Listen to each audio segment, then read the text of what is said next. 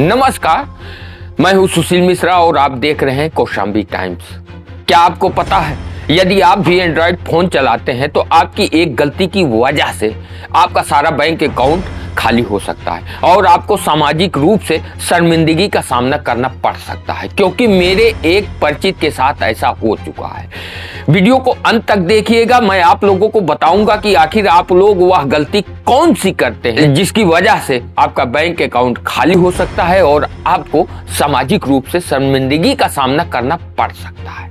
मेरे ससुर जी यानी मेरे पत्नी के पिताजी एक अधिवक्ता हैं और वह कौशाम्बी में प्रैक्टिस करते हैं। पहले वह सिंपल फोन चलाते थे, लेकिन अभी हाल ही में उन्होंने एक एंड्रॉयड फोन लिया और फोन की पूरी जानकारी उनको नहीं थी, जिसके कारण 5 जनवरी 2023 को एक ईमेल उनके पास आता है और उस ईमेल को उन्होंने जैसे ही ओपन किया, उनका मोबाइल फोन हैक हो गया और उनके मोबाइल फोन की सारी जानकारी हैकर के पास पहुंच गई।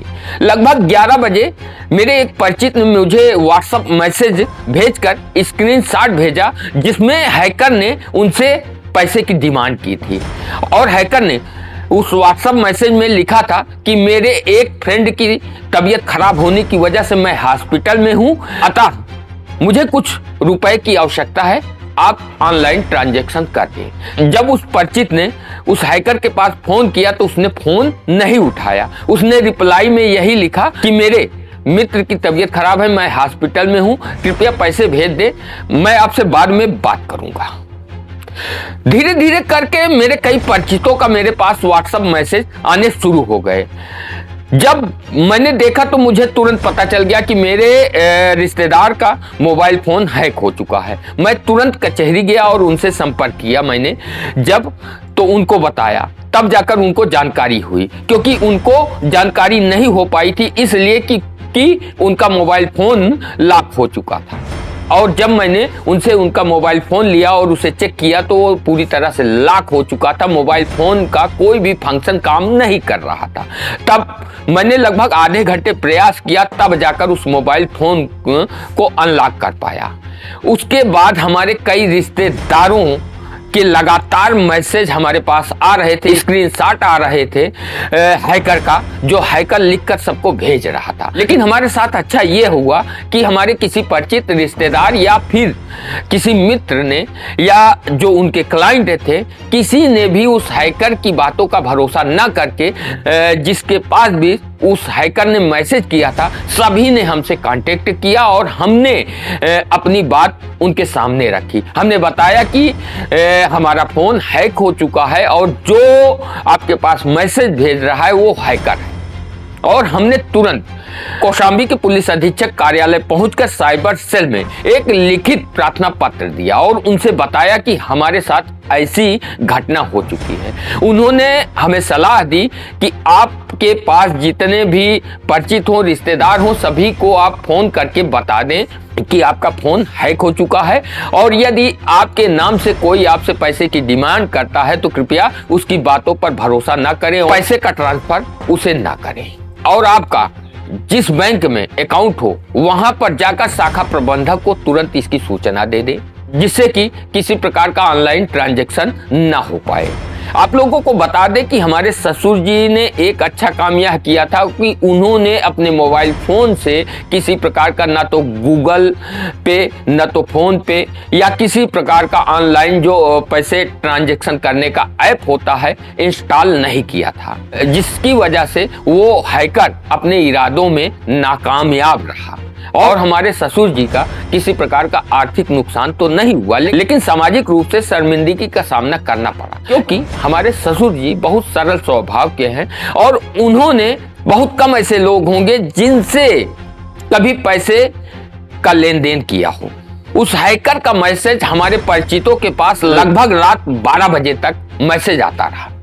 आप लोगों को बता दें कि उसके बाद हमने रात में लगभग 9:30 बजे कौशाम्बी पुलिस को ट्वीट कर यह जानकारी दी और कौशाम्बी पुलिस ने हमें रिप्लाई भी किया कि मामले को संज्ञान में लिया गया है और कार्रवाई के लिए साइबर सेल को निर्देशित किया गया। तब जाकर हमें इस मुसीबत से छुटकारा मिला। तो आइए जानते हैं कि आखिर आप वह गलती कौन सी करते हैं जिसके कारण आपके साथ इस तरह की घटना हो सकती है।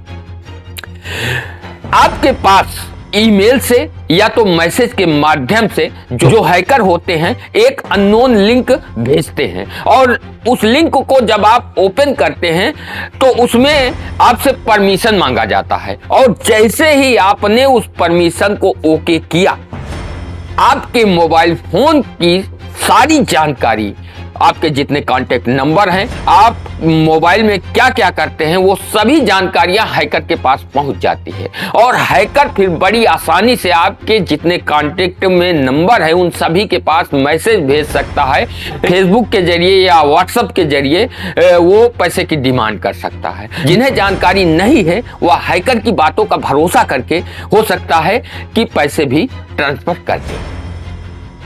और जब आपके किसी परिचित का आपके पास फोन आता है कि क्या आपने पैसे मांगे हैं मैसेज के जरिए, तब आपको शर्मिंदगी भी उठानी पड़ सकती है, क्योंकि आपने तो किसी प्रकार का कोई मैसेज किया ही नहीं।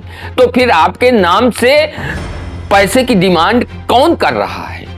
और इसमें यदि आपके साथ इस तरह की घटना होती है तो आप तनिक भी संकोच न करके सीधा आप पुलिस के पास जाएं और अपनी आप बीती बताएं और लिखित तहरीर दें हैकर के खिलाफ, क्योंकि आर्थिक नुकसान के साथ साथ और भी कई ऐसे नुकसान हैं। मान लीजिए मोबाइल फोन में आपने कोई पर्सनल आपका कोई वीडियो रखा है या किसी प्रकार की गुप्त जानकारी आपके वीडियो में है, तो वह जानकारी वह वीडियो भी हैकर के पास पहुंच सकता है और वह आपको ब्लैकमेल भी कर सकता है।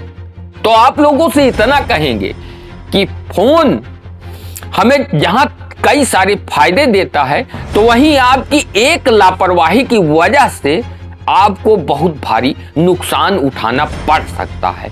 तो इसलिए आपके मोबाइल फोन पर जब भी कोई अननोन लिंक आए तो उसे किसी प्रकार का परमिशन कतई न दें, जिससे आप सुरक्षित रहेंगे और आपको किसी प्रकार का नुकसान नहीं होगा।